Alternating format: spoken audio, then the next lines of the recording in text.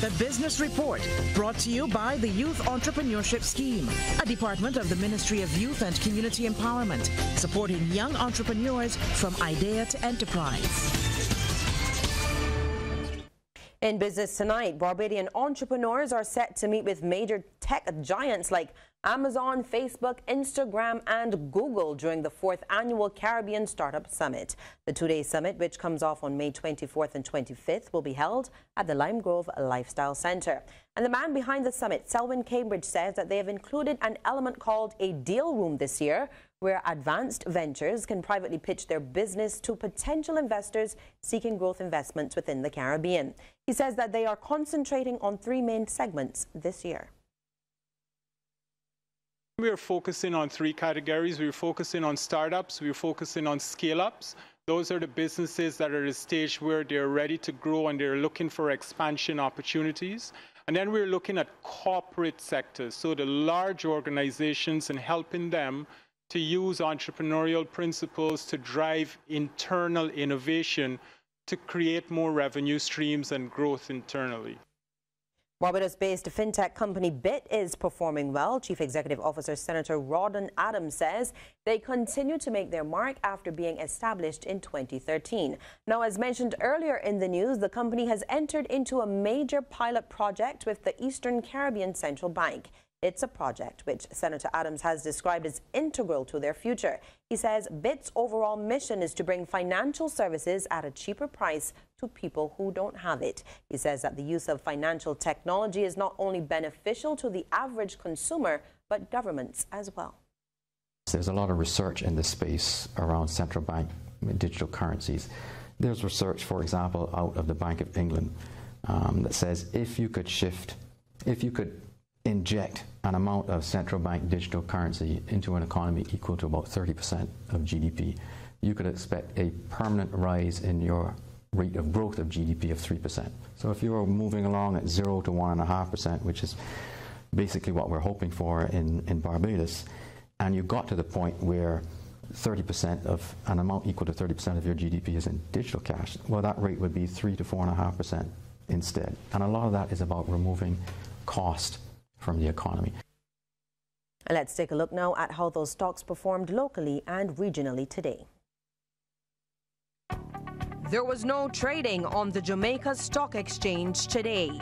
But in Trinidad and Tobago, Grace Kennedy Limited was the volume leader, with 156,176 shares changing hands, all for a value of $484,145.60. And here in Barbados, West India Biscuit Company Limited, that's Wabisco, was the sole security trading 500 shares at $24 each.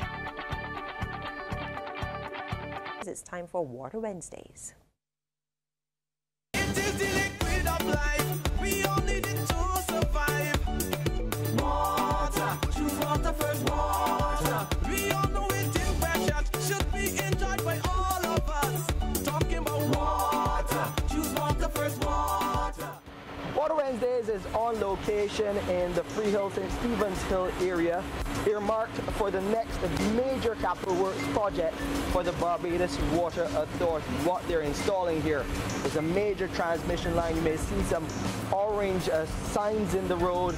They are already doing those markings for this transmission line, which will take water to the higher elevations, those areas challenged with water outages and low pressure in recent times. To speak to me specifically about what is happening here, we have Shelley Parrish. She's an acting project manager with the Barbados Water Authority. Shelley, this has been long in coming to try to improve that service for those customers living in the higher elevations of Barbados. Yes, what we're doing here is that we're going to be installing a new 20-inch diameter main, which would facilitate increased water production coming from the Ionics freshwater desalination plant in Spring Garden, and facilitate that water being delivered directly to our St. Stephen's Reservoir here up the hill. Okay, so that's where we're heading now? Yes. Okay, so when you have that installed, what will that mean for those customers that we were saying have been troubled for some time getting water, especially in times when there's a dry season or in times of drought? Yes, what it will mean is that we will have more water available to push into, more specifically, the Shop Hill system, which means that we'll be delivering from Spring Garden to our pumping station over here, to our reservoir over here, sorry. And this pumping station behind us will then deliver it on higher on and across the west coast, which will then facilitate going to the higher elevations via other pumping stations.